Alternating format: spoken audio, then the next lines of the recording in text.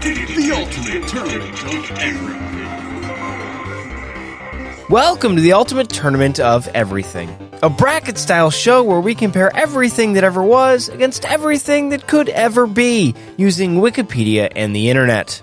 That's right, and we do so by taking every one of those things of the infinite and rolling them out into flattened oblong ovals. We then fluff them up, make two that are inverse to one another, stick them inside of our shoes, and take a walk. Which one will give us the proper spring, support, and arch comfort that will make us have the ideal stride and step?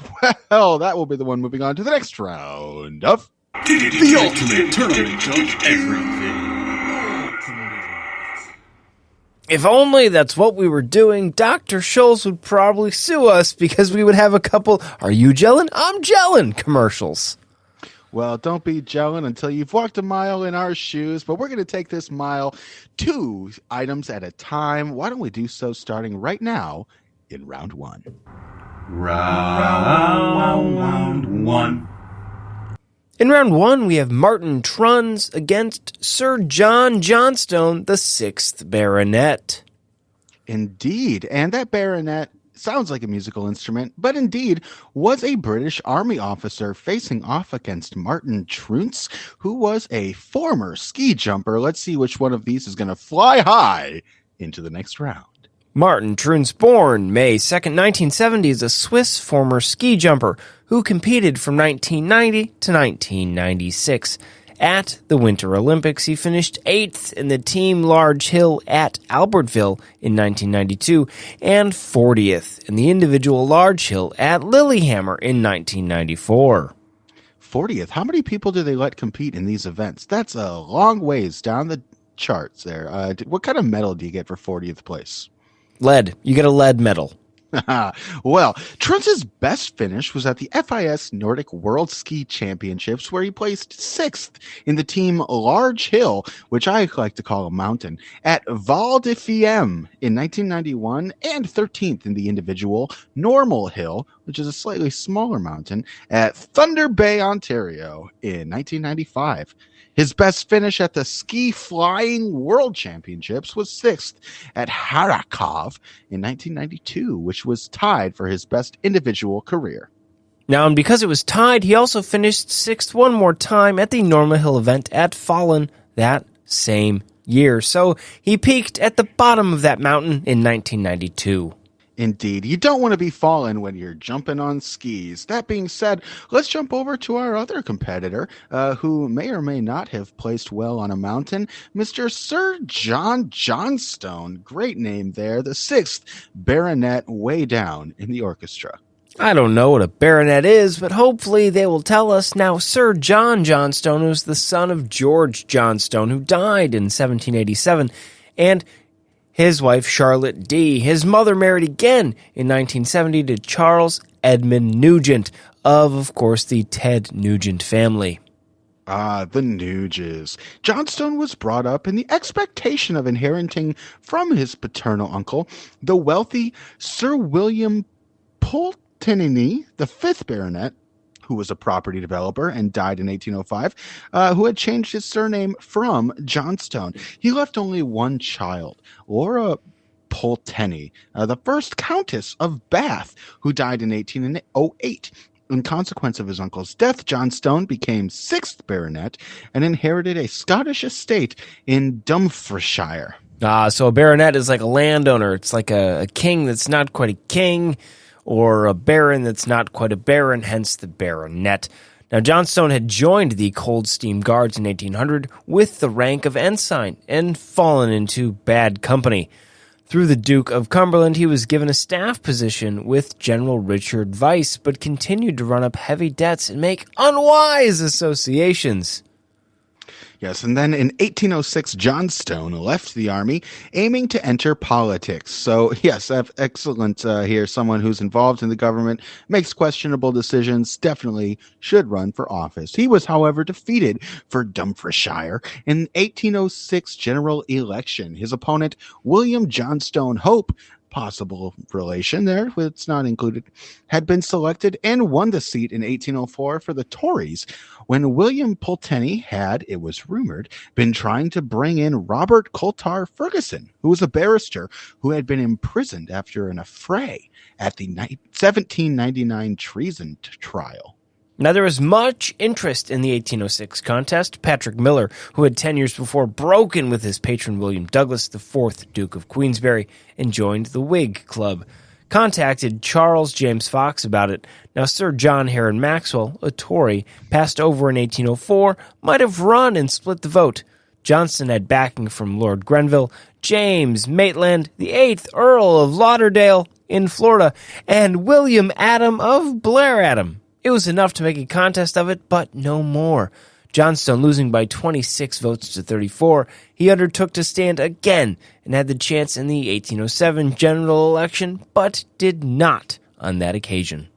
Yeah, and going on, this article just kind of continues with all of these relationships, family members, and, basically power grabs here. This is a bunch of rich, wealthy people who were trying to be richer and wealthier and succeeding or failing at those efforts. It's pretty much just the interactions of this kind of class of people here. If you want to see more of this, you can probably read like The Great Gatsby or watch any of those period piece television shows. Frankly, they didn't get much done. People lived, people died. Their surviving family members continued on and did much of the same. Rich people being rich people. Yeah, we're just jealous, but that's okay because we get to read about them and make fun of them, and what are they going to do? Continue to be rich and in power? Well, good for them. Yeah, and what kind of power did they really have here? Doesn't seem like a whole lot. None of them are still around today. Got a lot of daughters, a lot of nieces, a lot of titles and things like that, but I don't see any medals, including but not limited to a lead medal, as our other competitor, Mr. Martin Trunz, received for getting 40th place at the Olympics. So I think I'm leaning towards our high-flying Swiss former ski jumper as my selection to move on to the next round. No, I think I can agree with that. Now, even though he was 40th out of probably only 40, he got up on top of that mountain just so he could go back down it, just so he could get in a ski lift to go back up it again. And that is what we call the circle of life. The ultimate tournament of everything. Yeah, let this be a lesson to us all. If you're not going to be successful in a large hill, find yourself a smaller hill, and you might be more successful. Speaking of more successful, let's move on to the next round, hoping we're more successful there in round 2. It's time for round 2. In round 2, we have Harry Hansen, the author, against the 2016-2017 CD, Miranda's Season. Oh, beautiful. We have an author, an American journalist, editor, literary critic, and historian facing off against a football team that played in a particular year, the game of soccer. Now, Harry Hansen was born December 26th, the day right after Christmas. He's a gift to us all, 1884, and passed away January 3rd, 1977. He was an American journalist, editor, literary critic, and historian. And he's notable as one of the many authors who wrote for the Random House landmark series of children's history during the 1950s and 60s, and he also edited the World Book from 1950 to 1965. Now, the World Book was those sets of encyclopedias that you may have had attempted to be sold to you door to door by some sort of random salesman who had a lot of random information knowledge, but perhaps you also may have seen them in your schools and or libraries. This man is no doubt included in those copies today. Hansen was born in Davenport, Iowa, attending high school in that same city. After graduation, he joined the Davenport Republican newspaper, serving as both the Telegraph editor and a staff writer. How does one edit a telegraph? Beep, beep, beep, beep, beep. No. Beep, beep, beep, beep, beep, beep, beep. I don't even know how that works. How does one write a staff? These are the questions that we're here to answer. He attended the University of Chicago, majoring in English, and acquired a PhD in 1909.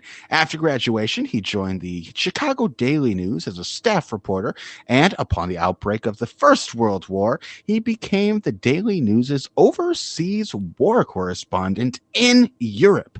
Well, that is, of course, where the war was fought. Now, when the United States entered the war, Hansen was promoted to foreign editor. And by 1920, he had risen to the position of literary editor, and he remained in that position until leaving the Daily News in 1926 to join the New York World as their first reader, which this is in quotes. So I don't think he's the first one to read it. I think it means something else. I think it's probably a good position. He may have been the very first subscriber, but that, again, is not included in this article. Hansen specialized more in literary affairs than in foreign affairs. Maybe he wasn't married, because you got to watch out for that. In his time at the World, he made the book review column into a daily feature and remained as a book editor even after the World was sold to the New York Telegram in 1931, being one of the very few employees to remain with the paper. He also contributed literary criticism to other newspapers, including the Chicago Tribune, Harper's Magazines, and Red Book. Now, he took commentary columns, and his were syndicated in magazines all over the country, and he also hosted radio programs both in Chicago and New York. In addition, he served as the editor of the O. Henry Prize stories from 1933 until 1940. He wrote several nonfiction books, including The Adventures of the 14 Points, about the Versailles Peace Conference that ended World War I in 1919, and his only novel, Your Life Lies Before You, in 1935. During and following the Second World War, he continued his historical writing, and he wrote one of the Ferrer and Reinhardt's classic Rivers of America series on the Chicago River in 1942, and also penned one of Random House's equally famous landmark series, juvenile historical volumes, Old Ironsides, The Fighting Constitution in 1955. So in addition to all of this, Hansen also served as editor of the World Book from 1950 until 1965. During the 60s and 70s, he supervised revisions of several volumes of American Guide series of state guidebooks, including volumes on Louisiana, California, and Illinois, among others. He also published an annual anthology of first prize winners of the O. Henry Memorial Awards, and in 1960 published a complete anthology of the first prize stories spanning the years from 1919 to 1960.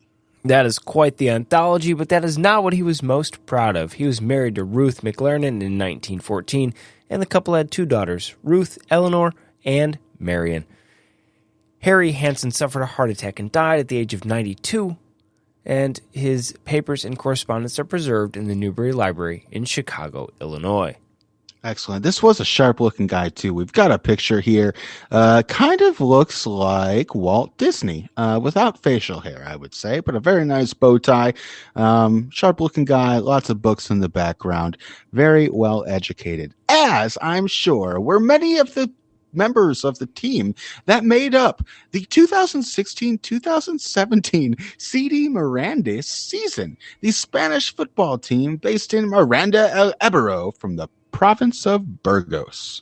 Now, during the 2016-17 campaign, they competed in the Segunda Division and the Copa del Rey, and they were not good. They were not good at all. Their overall record, 9-14 and 19, which is not good. Their goal differential, negative 26, 41 total points. They were a little better at home than they were away, but not by much. Generally, when they color code the score sheet and red is bad, and there's a lot of red here, they were not good. Yeah, you're not going to want to see a lot of subsequent red L's here. Now, they started their season middling, a couple of draws, a win, a draw, a win, a draw, a win, and a couple of draws, and then it all went downhill. 5 straight losses, a draw, and a loss.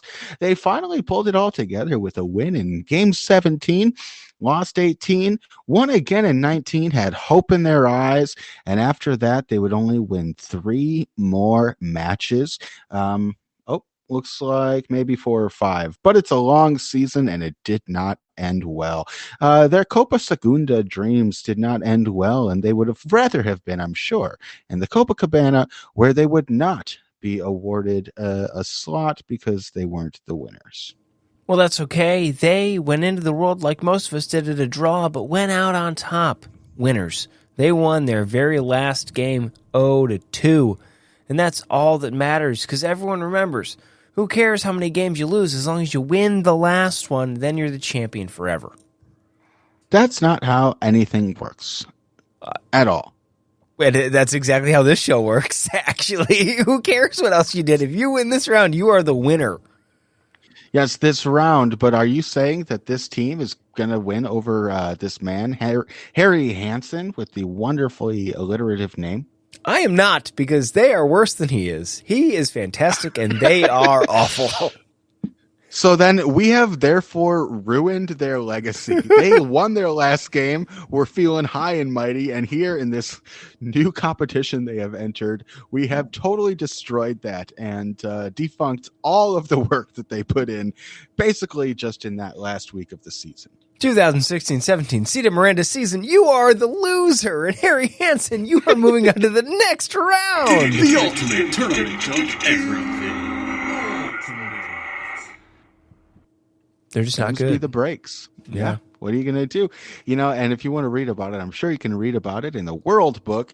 But if you want to hear about it, hey, you just did. And if you want to hear about something more, well, let's get to it in round 3. It's time for round 3. In round 3, we have Braun Radom against the Women's Development Bank.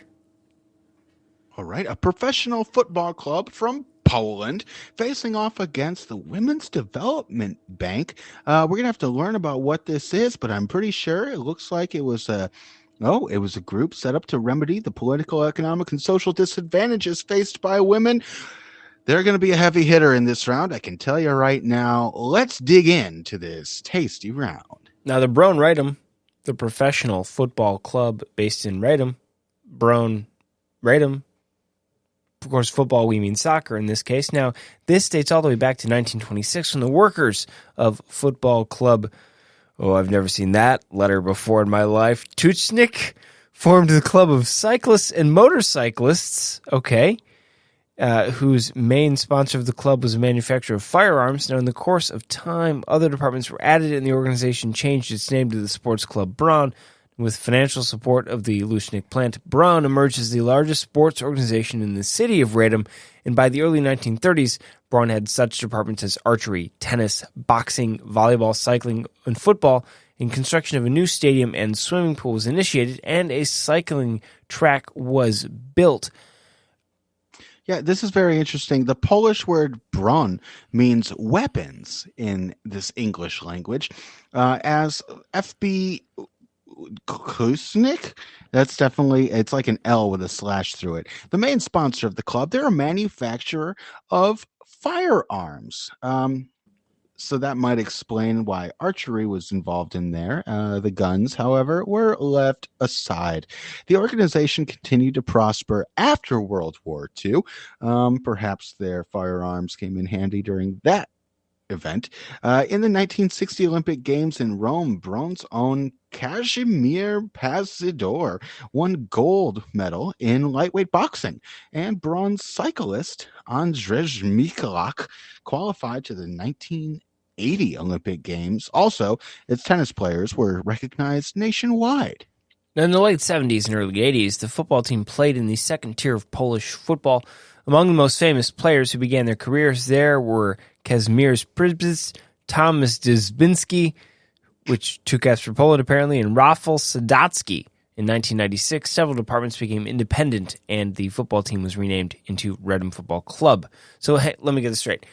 This football team traces its history back to a motorcycle gang sponsored by a firearms manufacturer that also played tennis. Yeah, as all motorcycle gangs have, it's a tale as old as time, Rob. Yes, a tale as old as time. True tale as old it as can be. Motorcycles, anyways. Well, Yeah, so they've got a cool little emblem here. It looks like three flags, red, white, and blue. One of them says Bron. One of them doesn't say anything at all. And the other one has the letters RKS on them. Um, you would kind of think that it'd be a little tougher looking considering they come from a firearms manufacturer, but I like that they're not going for the bravado. They're not going for the, hyper masculine type of imagery. Speaking of, let's get over to our other competitor, the Women's Development Bank. Now, if ever this was a Beauty and the Beast metaphor, here it is. This one would be the beauty. The other one, the Firearms Manufacturer Motorcycle Club Tennis Association, would be the beast. The Women's Development Bank was established in Venezuela in 2001 to remedy the political, economic, and social disadvantages faced by women. The bank offers both financial and non-financial services to women, and the first president of this bank was Nora Castaneda. This bank provides small, low-interest loans known as microcredit loans, ranging from 500,000 to 1 million bolivars. That's 500 to 1,000 bolivars fuertes, or $260 to $520 per woman for the establishment of business ventures. Loans are not granted to individuals, but rather to groups of 5 to 10 women. In this manner, the bank is ideologically aligned with President Hugo Chavez by promoting community solidarity over individualism, which is associated with capitalism, not usually associated with Hugo Chavez. Not usually also associated with a bank. The bank has provided over 40,000 of these such loans and is also offers financial advice to women and serves as a consultant in the formation and development of business projects. Now, we did mention that they also provide non-financial services, and I know you're wondering what exactly those could be. The Women's Development Bank also offers a number of them, such as administrative training, workshop space, self-esteem. I don't even think it says training for self-esteem. It just says self-esteem. It's its own category. Like you walk into the bank and they're like, hey, you know what? Good job. And then you leave. That's all they offer. They also offer, though, programs and services related to family planning and health. These workshops usually encourage dialogue within the community and stimulate a greater involvement of women in politics. The bank is distinct from other banks in that it doesn't have branch offices. Rather, it consists of a network of supporters who visit 149 impoverished and overpopulated areas on a weekly basis and offer the bank's services to women who otherwise would not have access to banking services. And bank members also make individual house calls. So that's interesting. When you go to the bank and you steal the pen, because you're at the bank, that's one thing. When the bank comes to you, do they take your pen? I think they bring you a pen and they just leave it somewhere in your house. Okay. So it's like... Or casa. Yes, it is in Venezuela, of course. Now, the bank attempts to promote self-sufficiency, which is interesting because they're like, we want you to be self-sufficient, but we're going to go to you because we don't expect you to go to us. That's fine. It's their business. Now, by minimizing the requirements to receive a loan, they promote self-sufficiency. The bank offers direction to encourage the success of these projects, but does not dictate how their businesses should be run. This presents a challenge to many marginalized women who are illiterate.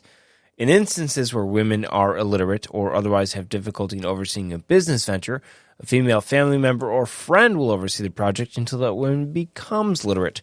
The bank also directs women to Mission Robinson, a literacy campaign launched by Chavez's government. So this is, I think, pretty great, though. So even if, the women that they're offering these opportunities to are going to struggle, they give them up, they put them underneath and in association with other women to make sure that this is going to be successful. I think it's just great.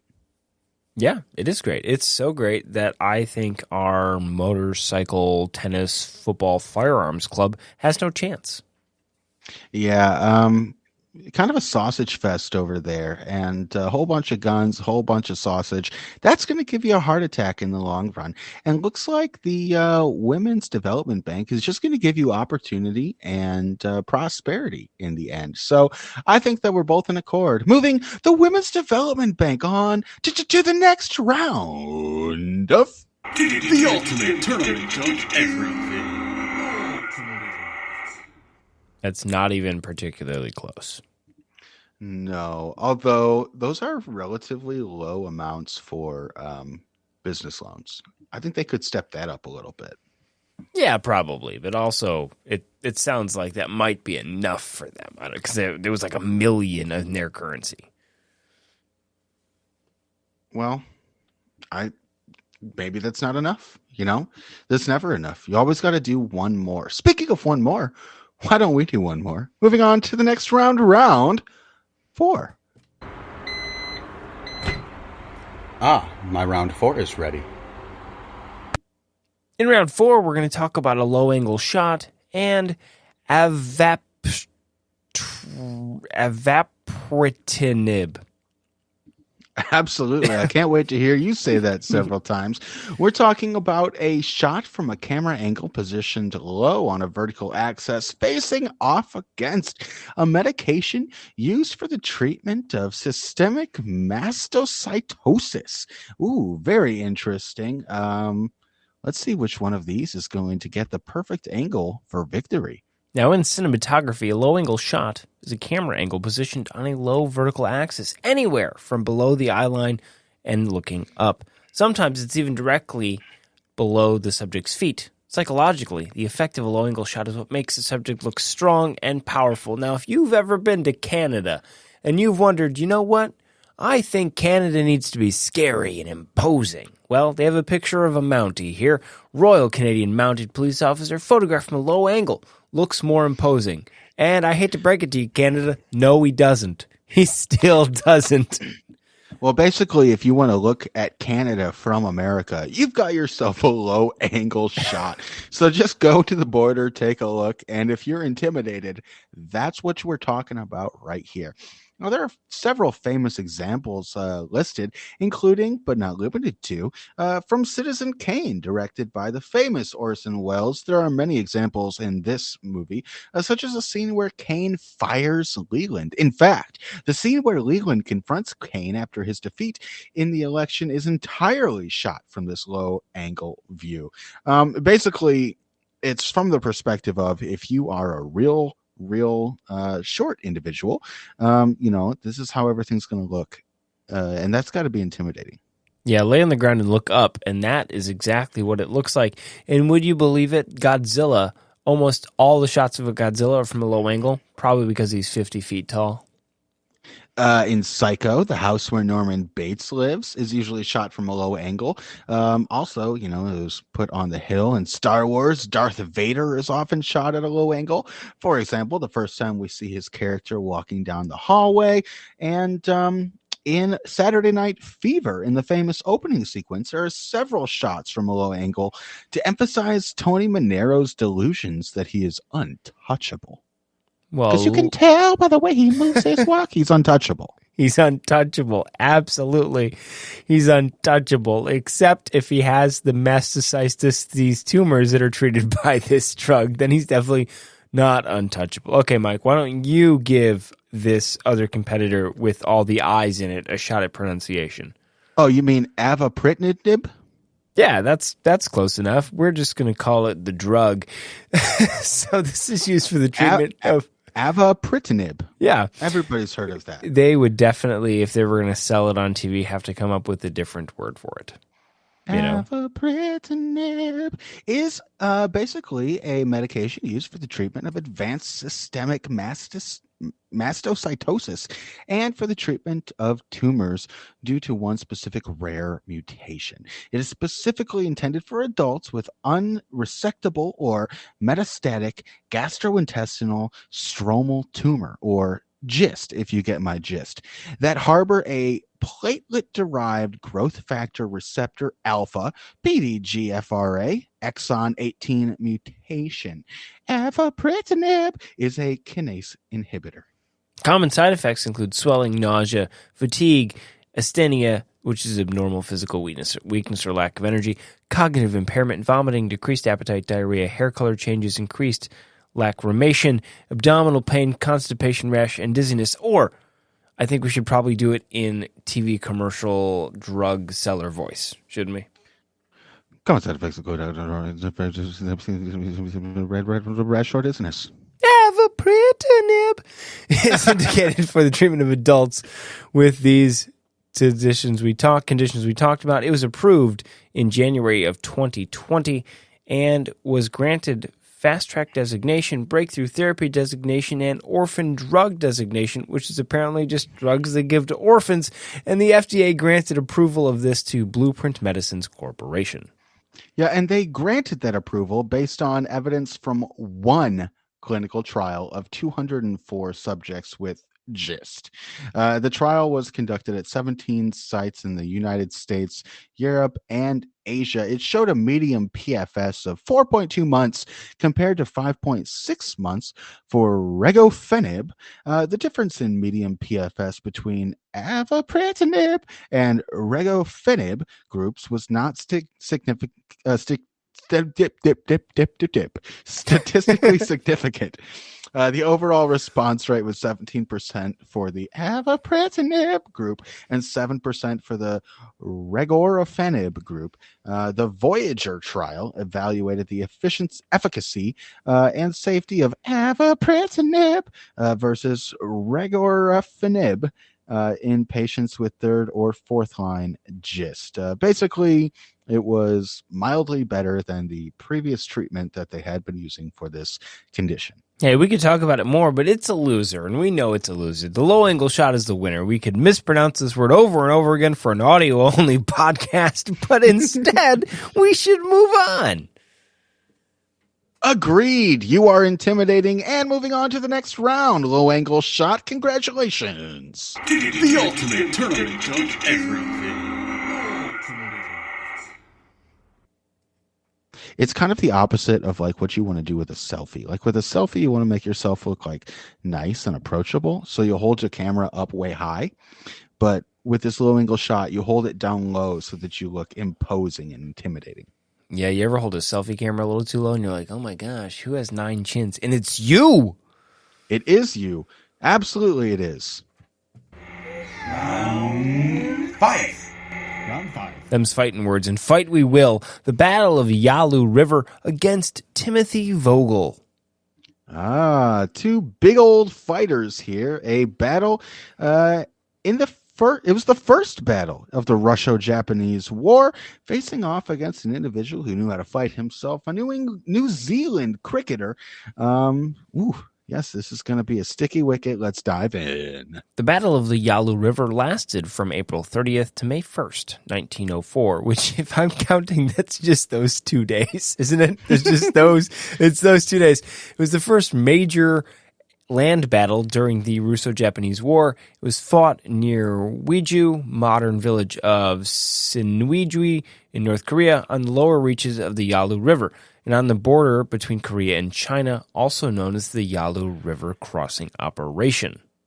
Why was the Russo-Japanese War being fought in North Korea? Yeah, I have no idea, but we're going to find out. The Imperial Russian Army commander in the Far East, General Alexei Kuropatkin, followed a strategy of stalling while waiting for enough reinforcements to come up the front via the incomplete single-track Trans-Siberian Railway to make the offensive. He estimated that it would take at least 6 months to build his forces up to suitable levels, and the viceroy of the Russian Far East, Yevgeny Alexeyev, had given General Kuropatkin strict orders not to hinder the Japanese northward progress through Korea, but to hold the line of the Yalu River to prevent the Japanese from crossing into Manchuria. Yes, very interesting. Even in 1904, the Russian strategy was based around Stalin. Now, in April of 1904, Kuropatnik dispatched the Eastern Detachment under the command of Lieutenant General Mikhail Zakholik with 1,600 infantry, 5,000 cavalry, and some 62 artillery pieces to fight a static delaying action on the north bank of the river. However, Zasulich's force was spread out piecemeal over a 170-mile front, whereas the Imperial Japanese Army could concentrate its efforts on any single point of its choosing. General Zasulich did not hold the Japanese in very high regard. Most of the Russian forces were deployed near Uiju, blocking the main road from Korea to Manchuria. Small detachments guarded the bank up and down the river. Now, here's the question. Who is going to win? There's a little bit of foreshadowing there, perhaps. So the main battle, the Japanese main attack, began in the early morning hours of April 27th, which is different than April 30th when I hear it started. Now, the balance of the 12th Division had crossed the river and was advancing in 3 columns, while the Japanese 12th Division advanced on the right. The Guards Division was moving into position in the center, and by 4 a.m., the artillery of the Guards Division was within range of the exposed Russian lines. The Japanese First Army continued this 3-pronged advance and was across the Yalu by midnight, April 29th, with very little opposition. Limited visibility masked their movements, and when the fog finally lifted, the Japanese artillery opened up on the Russian formations. Yeah, so let's jump right to the crux of it here. The Battle of the Yalu River ended in victory for Japan. The combat had cost the Japanese 1,036 dead and wounded out of the total First Army strength of 42,500. The Russian Eastern Detachment, however, suffered some 2,700 casualties overall, including about 500 killed, 1,000 wounded, 600 imprisoned, and the loss of 21 of 24 field guns. The Battle of the Yalu River was the first major land campaign of the Russo-Japanese War, and the defeat of the Russian Eastern Detachment removed the perception that the Japanese would be an easy enemy, that the war would be short, and that Russia would be the overwhelming victor. Well, of course, this started the saying everyone knows, when Russia loses, it's a good day. And we've had a lot of those good days, and yet we're still having bad days as Russia tries to reverse that trend. But they haven't really been that successful. They're still not being that successful, but they're still being kind of buttheads about it. Yeah, buttheads is the nice censored Apple Podcast radio term. Let's move on to Timothy Vogel. Timothy Grant Vogel, born July 11th, 1960, former New Zealand cricketer, played 4 first-class and 3 List A cricket matches for Wellington in the 80s. Played for Hutt Valley in the Hawke Cup and was born in Upper Hutt. Mike, why don't you read the rest of the article? Will do, and done, because that's all the article that we have there. Upper Hutt, that's definitely got to be one of the better huts available. It is a city in the Wellington region of New Zealand and one of the 4 cities that constitute the Wellington metropolitan area. Perhaps there's a lower and 2 sides, but that's not included here, nor is anything else. And so, that being said, I'm sure he's a great cricketer, but I gotta lean towards Russia getting their butts kicked here in the Battle of the Yalu River. The ultimate tournament of everything. Why dwell on it? I said when Russia loses, it's a good day. Let's hear it again. The ultimate tournament of everything. If they thought they could just roll in there, go through the river, just stomp on people that they didn't even understand, you know what? You can't do that. Don't go into places that you don't belong, doing things that you shouldn't do. Speaking of, let's go into some place that we do belong, doing stuff that we should do in round 6. Make me turn around the last curve. He comes around the last side, and there you have it. There's your winner, round 6. In round 6, we have Dahan against Julidochromis. We have a concatenated form of a Dutch surname facing off against a genus of cichlids, and we're all big fans of cichlids here. Let's see which one of these is going to be successful in this short articled round of numero 6. Now, this Dutch surname is going to list in this article only American people. Alyssa Dahan, the American basketball and volleyball player. Dane Dahan, the American actor. Corey Dahan, the American baseball outfielder. And M.R. Dahan, the American Bible teacher. Now, I like this name, though. It's capital D, lowercase e, capital H, double A-N. And that's kind of sweet. Now, we do have some variances here within the article itself. No, I see a concatenated. I wonder what that word means. I think we should look it up because the surname here has no space between D and Han.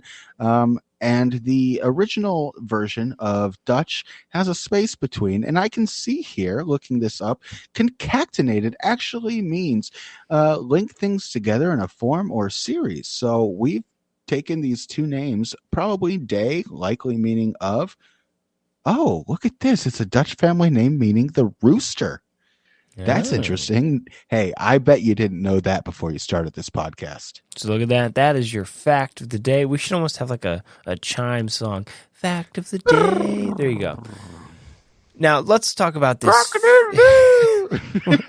Let's talk about this fish.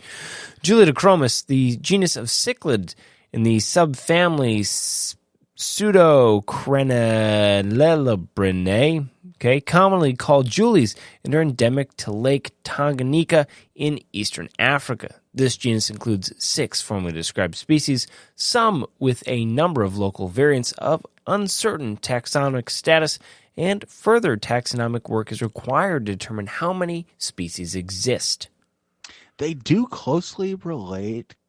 Chalanochromis, with 2 more species, is sometimes included here, and this may be correct. That's an interesting statement. Hybridization makes attempts to determine relationships with molecular phylogenetic methods difficult. These ray-finned fish, okay, hey, there's a fact, are smallish to mid-sized and have a yellowish background color with black lengthwise stripes or a checkerboard pattern. Now these fish they're cool fish. There's a nice picture here. It looks like a zebra with horizontal stripes, but it is a fish instead with a tiny yellow fin. It would make a great Disney character.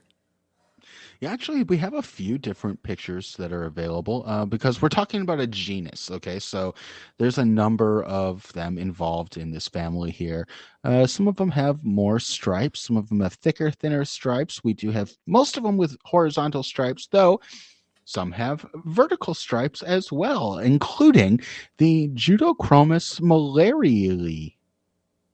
Yeah, that's a fish. Now this species is a secretive biparental substrate spawner retreating to caves or rock crevices. Pairs are largely monogamous. However, the largest male may maintain harems, and the largest females may mate with multiple males at multiple nesting sites. This has been recorded in both the wild and the aquarium. If a pair bond is broken, the larger fish will drive the smaller fish out of the territory, sometimes killing him in the process, much like a human divorce. In some species in this genus, females are substantially larger than the males, and a female will often dominate a male larger than herself. These are some freaky fan-finned fish there. A pair of breeding fish must guard their nests from other cichlids trying to eat their offspring. Common intruders in the lake include Tropheus, Cemochromis, and Petrochromis. There you go. Look at that. More fish. More sometimes monogamous, always territorial, tiny, very cool-looking fish. But which fish is the best fish? The Dutch fish named De Haan or this cichlid? Well, the Dutch fish is actually a rooster. Which would not serve themselves very well underwater. I've never known a rooster to be a highly skilled swimmer. However, these fish definitely have that, on lock. Well, don't forget about the roosterfish. That is from an earlier episode. We did learn about the roosterfish. The roosterfish, the Guy Fieri of fishes. Indeed. If you want to have a flavor town underwater, a subaquatic just absolute flavor explosion with a spiky fore area. That's the one you want to look for. But I think in this round, I'm kind of leaning towards this genus of cichlids, the family Juliodochromis. Well, you're going to get no argument from me. I think we have to give it to the tiny little fish. The ultimate tournament of everything. Swimming victorious into the next round, Juliodochromis. And actually, now that we've said it a few times, it kind of rolls off the tongue pretty well. Juliodochromis. Well, it's beautiful. That's why they call it Julie's, apparently. Makes more sense now. Indeed. Let's see if everything's going to make sense in the next round. Round 7. Round 7. Round 7. In round 7, we have Anderson County Schools in Kentucky against EMD GP49, the 4-axle diesel locomotive. Ooh, yes, two almost unstoppable entities here. We've got a school district from Kentucky known for its education versus a 4-axle diesel locomotive built by GM. Hey, come on. Don't make fun of Kentucky. It's not their I fault. said they were known for their education. You're right. That was not facetious at all. Anderson County Schools, operated by the School District for Anderson County, Kentucky, governed by the Anderson County Board of Education. Current superintendent is Sheila Mitchell, and as of 2020, the district enrolled 3,555 students across 7 schools with 220 full-time teachers. It's a pretty good ratio there. Not too bad. They've got a high school, they got a middle school, and they've got 3 elementary schools. In addition to 5 traditional K-12 schools, the district also operates Anderson Community Education, the Anderson County Early Childhood Regional Training Center, the Ezra Sparrow Early Childhood Center, and the Trailblazer Early College and Career Academy. The board is composed of 5 elected board members, and as of December of 2020, they are James Sargent, the chair, Peggy Peach, the vice chair, Jason Collins, Rose Morgan, and Scott Brown, all board members.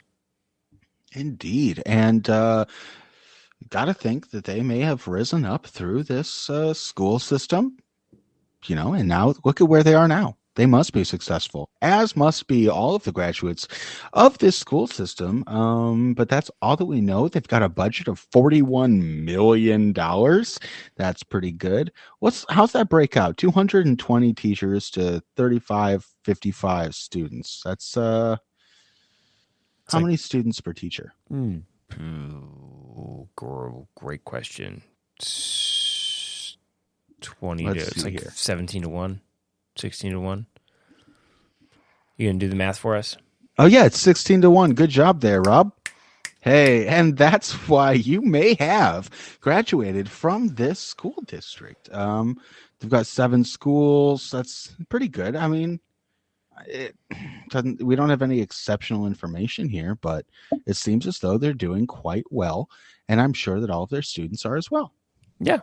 And some of them might even eventually build freight trains, such as, look at that for a segue, the 4-axle diesel locomotive built by General Motors Electromotive Division. Power is provided by an EMD 645 F3B 12-cylinder engine, which generates 2,800 horsepower, and the GP49 was marketed as one of 4 models in the 50 series introduced in 1979. This includes such famous engines as the GP-SD49, the GP-SD50. Now, both of these were relatively popular, with a total of 278 GP50s built and 427 SD50s built. The SD49 was advertised, but never built, and a total of 9 were built somehow. GP9. GP49, and that's what we're talking about here. So we're talking about only 9. Now, Alaska Railroads was the sole customer that ordered the GP49. In 2 orders, the company first bought locomotives 2801 to 2804 in September 1983. Locomotives 2805 to 2809 were subsequently built in May of 1985. We did have 6 GP39Xs built in November of 1980 for the Southern Railway and upgraded to GP49s shortly thereafter. Yeah, we could read more about how exciting it is, but this is about as exciting as it gets. I'd read the rest of the article, but really, hey, there were some of them, and then they sold some of them, and then they got used for other things, and yeah, they're train engines. If this is really your jam, go read the article. For everyone else, just know that some are used on commuter trains, some have been rebuilt, and some are now derated. Yeah, so Rob, who are you putting your vote down for in this round? Yeah, I think it's no surprise. I'm voting for Anderson County Schools in Kentucky.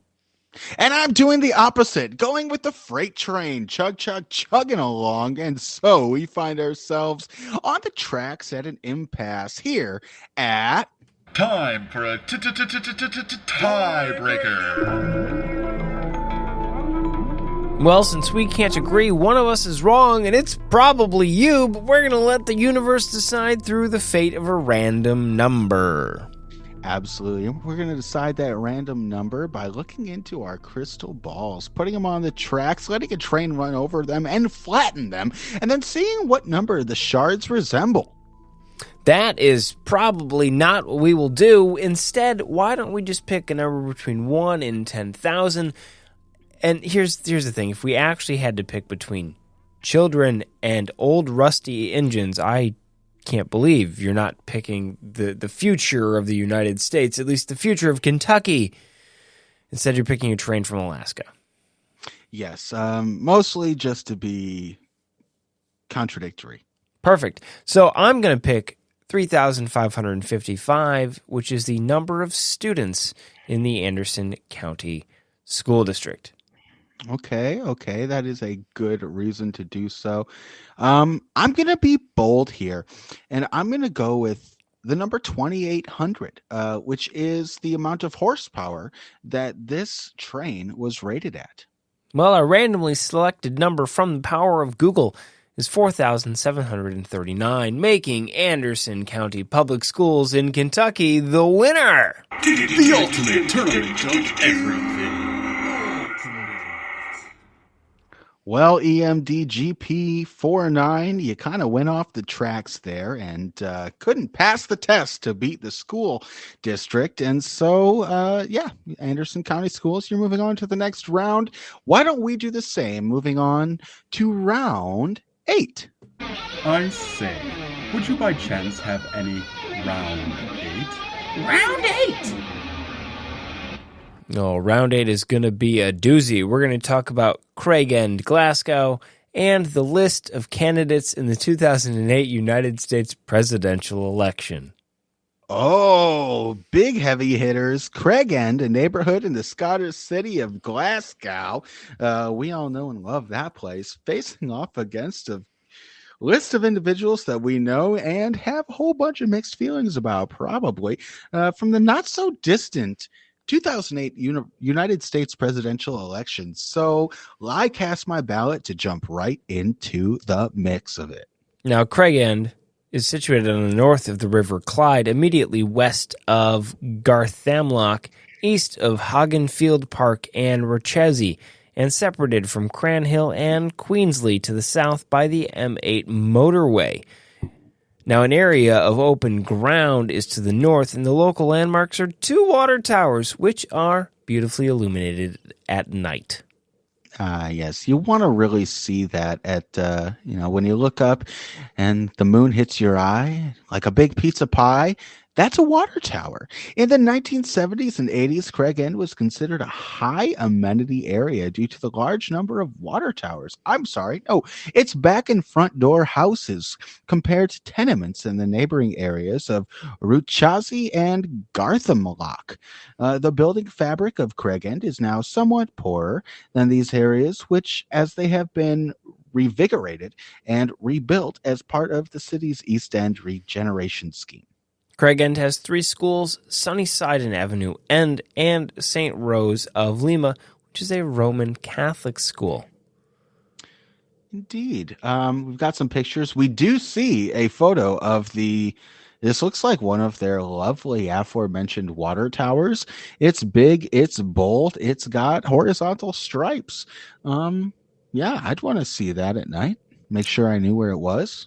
I bet it's filled with water, and it's a good thing we know where it is. Now, I wonder if we know where everyone who ever ran for president in 2008 is, and I'm going to guess no, because the following is a list of candidates who are not on any state ballots, withdrew from the race, suspended their campaign, or failed to earn their party's nomination, are listed separately. Okay, so those people are gone, but there's still quite the list here. We have, in no particular order, Barack Obama, John McCain, Ralph Nader, Bob Barr, Cynthia McKinney, Chuck Baldwin, Alan Keyes, Gloria La Riva, Brian Moore, Roger Calero, Charles J., Thomas Stevens, and Gene Admonson.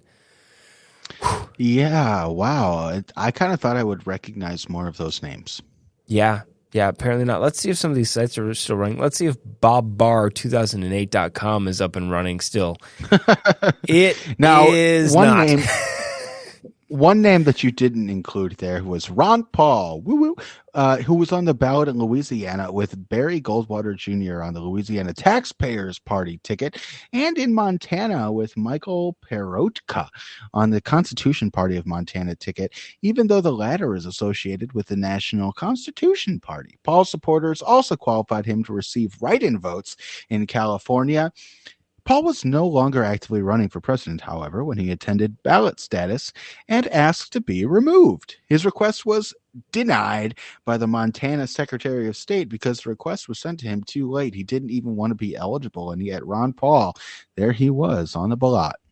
Sorry, buddy. Sorry, buddy. Hey, what's up with your kid, by the way? Can we just talk about that for a second? Yeah. Ron Paul, if you're listening, like, what is the deal? Yeah, no one really knows.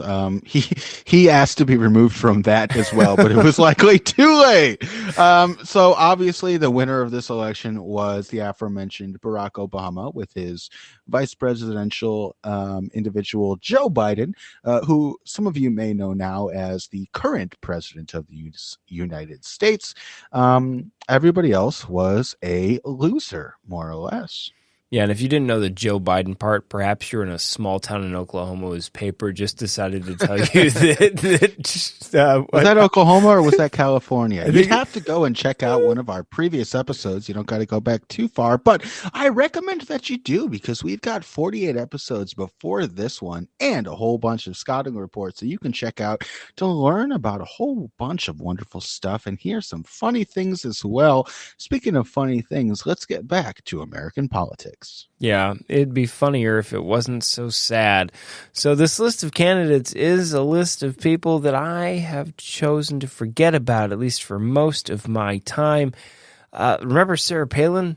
Oh, gosh, Sarah Palin. Okay, yeah, so there's a lot of parties. If you didn't know, in America here, we have two political parties that get a lot of press, but actually there are many more. We have the Independence, Ecology, Peace, and Freedom Party, the Libertarian Party, the Green Party, the Constitution Party, the Socialism and Liberation Party, the Socialist Party, the Socialist Workers' Party, the Boston Tea Party, the Objectivist Party, and the Prohibition Party. And those are just the ones represented in the 2008 election. And if you want to see more parties in American politics, you need to vote for those people. Now, I didn't know that the Prohibition Party was even a party anymore, and it doesn't sound like much of a party at all, because it's a political party in the United States known for its historic oppression to the sale or consumption of alcoholic beverages as an integral part of the temperance movement. It is, however, the oldest existing third party in the United States. Yeah, and their logo is a camel. So if you want to see... kind of morphed. Yeah. Like if you were really drunk and looking at a camel, this is what that camel would look like. However, you wouldn't be really drunk at all if you were a member of a Prohibition party. No, you're going to drive for the other two parties is what's going to happen. That's what you're going to do. You're going to be the DD, and then they won't vote for you for president. If your DD shows up with a camel, you might want to just call an Uber. There were a number of other third-party candidates. We've got a whole list here of how the election went. But long story short, Barack Obama was victorious. No one else was. And politics continues. We've got a lot of differing opinions here in this nation, but in the end we've got to pick someone who's going to lead us, and most of the people have picked in the last several elections the person that didn't actually win, so I don't know what to say about that.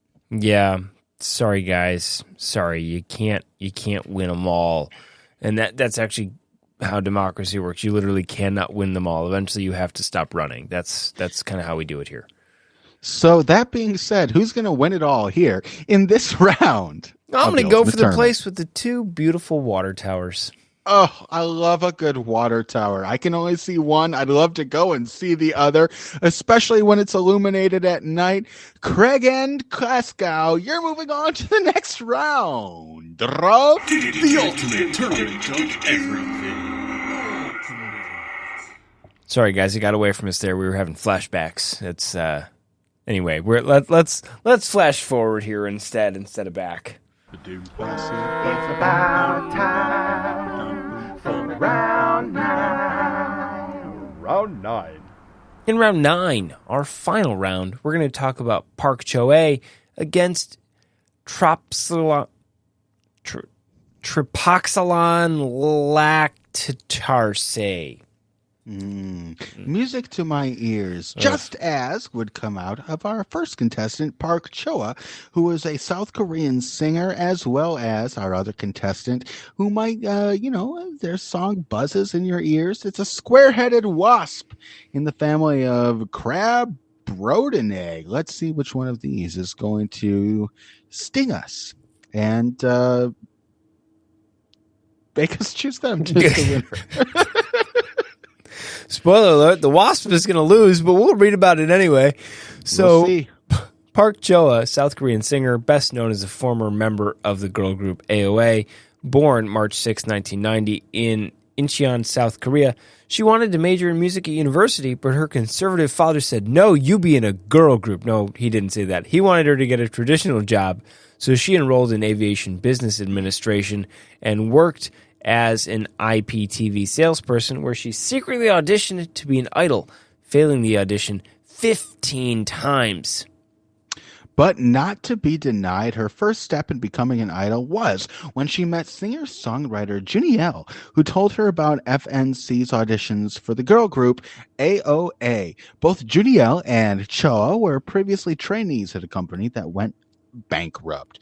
On July 30th of 2012, Cho made her debut as a member of AOA on Minette's M Countdown with the song Elvis from their debut single album, Angel's Story. Now, on June 12, 2013, it was announced that Cho would play the female lead Gabriella in the musical High School Musical. Her agency, FNC Entertainment, revealed photos of her practicing the duet song Start of Something New. She said that she wanted to portray Gabriella as sincerely as she could, and the musical ran from July 2nd to September 1st at Seoul's Blue Square Samsung Card Hall. And it was all upward from there. On March 16th, 2014, she released a solo OST for TV Chosun's TV series Bride of the Century. She appeared as a new cast member on NBC's variety show My Little Television. She also became a new model for sports brand NBA's 2015 S/S. The first few pictures released were colorful and sporty, according to this article. On March 25th, 2015, it was revealed that she'd be one of the members on the studio panel for MBC's We Got Married, replacing Hong Jin Young. On June 6th of that same year, she became an advertising model for Alba Heaven, a website to help people find part-time jobs. She appeared alongside Yu Bang-jae in a commercial for the website that month. In July, also that same year, it was revealed that she would collaborate with Primary and Iron for Primary's new single, 2-3's song Don't Be Shy. The song and full music video were released July 24th, 2015. Now, a teaser trailer for Cho's solo debut, Flame, was released on December 14th of 2015. Flame is a cover of a song by Jang Hee-jin featuring Gary, with Gary's rap reworked into a section for Cho to sing. The song was later released on December 17th of that 2015 year. Big year for her. Yeah, no, it wasn't all sunshine and advertising. On June 22nd of 2017, she announced that she'd be leaving AOA due to depression and insomnia. She stated that she'd tried using medication to help, however, there was no improvement in her mental health. This followed after she had a hiatus from the group following their activities in January of 2017 when they released their first studio album, Angel's Knock. Her departure from AOA was officially confirmed by FNC Entertainment on June 30th, 2017, and in May of 2019, her contract expired and was not renewed. But she was not to be not heard from again. After a 3-year hiatus from the entertainment industry, it was announced on August 6th of 2020 that Cho had recorded a new song for the soundtrack of KBS2 drama Men Are Men. Officials confirmed her participation after viewers heard the song on August 3rd broadcast of the show and speculated that the singer sounded similar to Choa. According to an entertainment industry official on August 21st of 2020, Choa has moved to Great M Entertainment, a new industry agency founded by Kim Young-soon, who was a founding member and managing director of FNC Entertainment.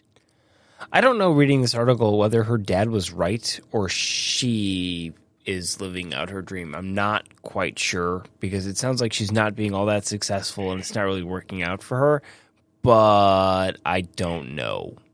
Sounds like she didn't want to have a traditional job, and sounds like she didn't, and also sounds like she's had more success than many individuals who have attempted to do what she has done. Speaking of having a lot of success, let's talk about that very successful evolution of the wasp. That is Tripoxylan lactitarsi. Yeah, that one.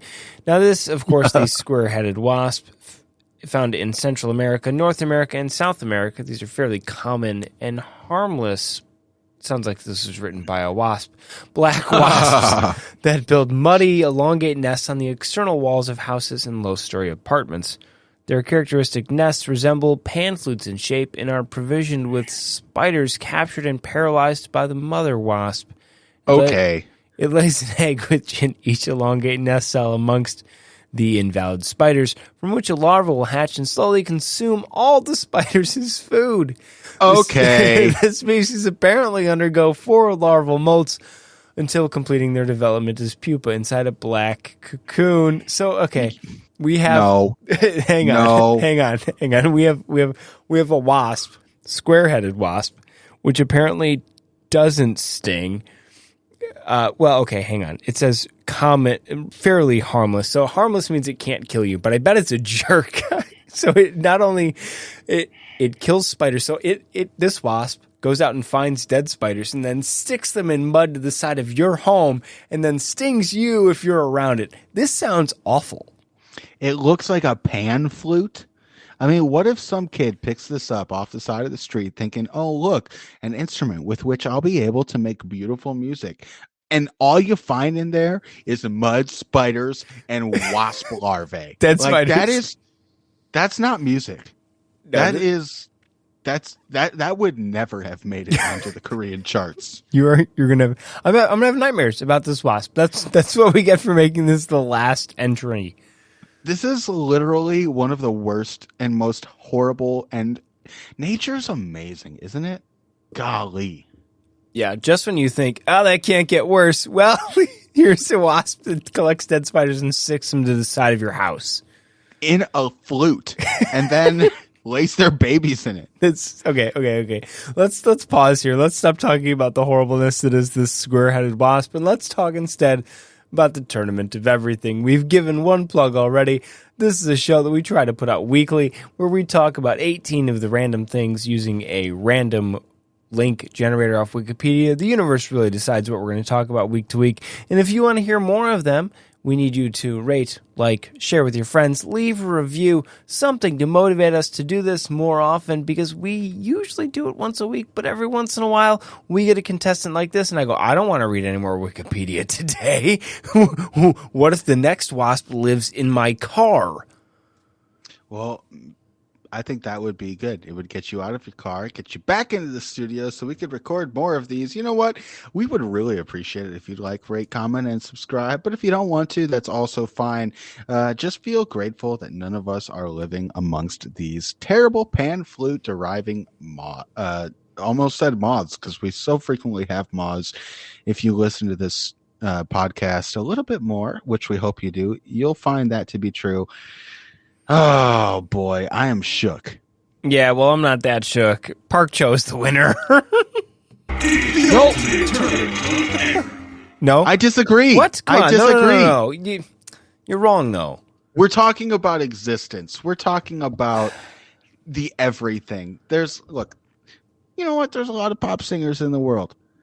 This freaking terrifying wasp, come on. It's going to be it's going to be problematic in the next round. Well, okay.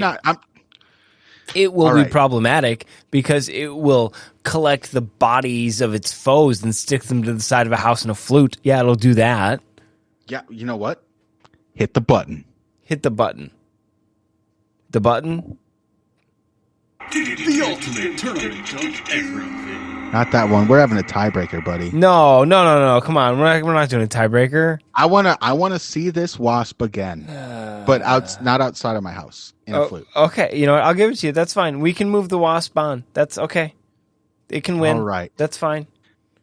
Let's go. Tripoxylon lactitarse. You're moving on begrudgingly to the next round of The ultimate tournament of everything. It's well, pretty cool, though. if you want to see if this wasp shows back up, or see if a moth shows up, or to see if anything really you care about shows up, we can see you next time. The ultimate tournament of everything. We love you guys.